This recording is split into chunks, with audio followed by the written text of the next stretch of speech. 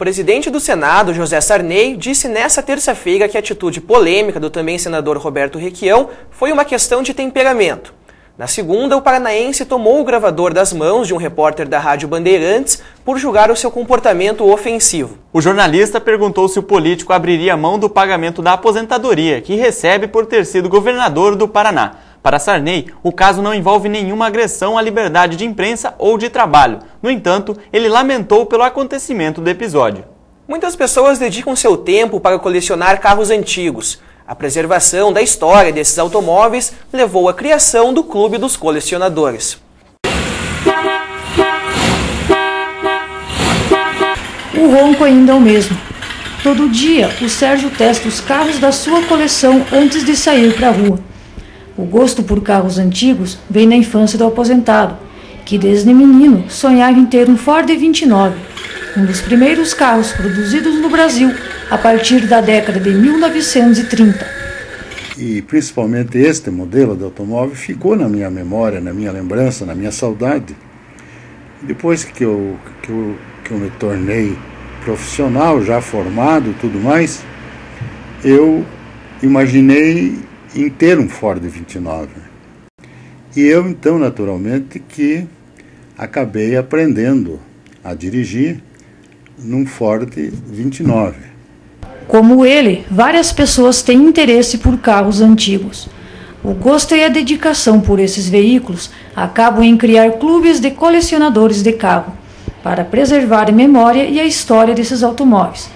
Um desses clubes foi fundado pelo Sérgio. Com o aumento de pessoas que se dedicavam ao antigo automobilismo,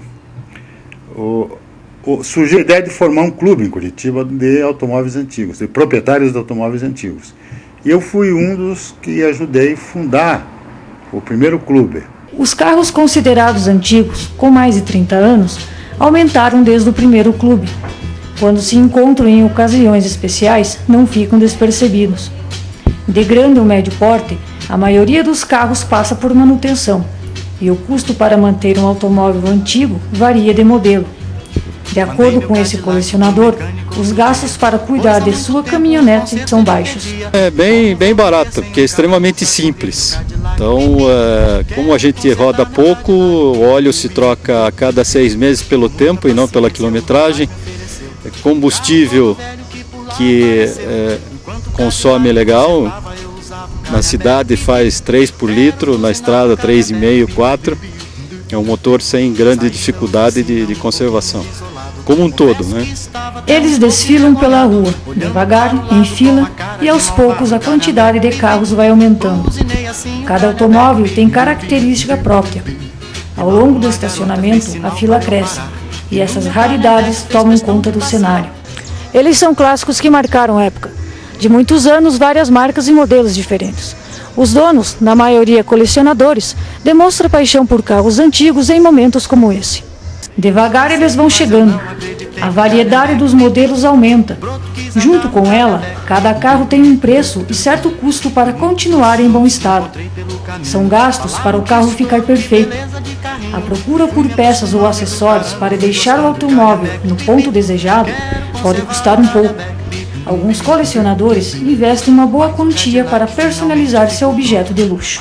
2 anos de trabalho entre pintura, lataria, estofamento. Um carro que eu investi de começo 10 mil para comprar o carro e no final ele chegou a 65. O investimento não importa. Como resultado, os belos carros são destaque em todo lugar que passam. Alguns veículos, com o passar dos anos, são vendidos ou trocados pelos donos. Outros fazem parte da família e nunca serão vendidos. A única certeza é que, pelo menos o Sérgio, vai ficar com seus carros por um bom tempo. Depois de muita procura, localizei um Ford 29 em Curitiba. E aí começou a minha história, já real, vamos dizer assim, já deixou de ser um sonho para ser uma realidade, quando eu comprei o primeiro automóvel antigo. Hoje eu tenho 5 automóveis antigos e ainda cuido de mais um do meu filho. Estou usando eles, né?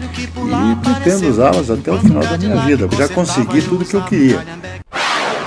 A presidente Dilma Rousseff anunciou que quer a antecipação de todas as obras de ampliação e remodelação dos aeroportos para 2013 e não mais 2014 como estava previsto. Em relação à Copa, a presidente quer se reunir com prefeitos e governadores das cidades que serão sedes no fim de maio. Na reunião desta segunda-feira, no Planalto, Dilma exigiu o detalhamento da situação de cada aeroporto, mas acabou se concentrando mais na discussão de Brasília, Guarulhos e Campinas, tentando saber como apressar as suas ampliações.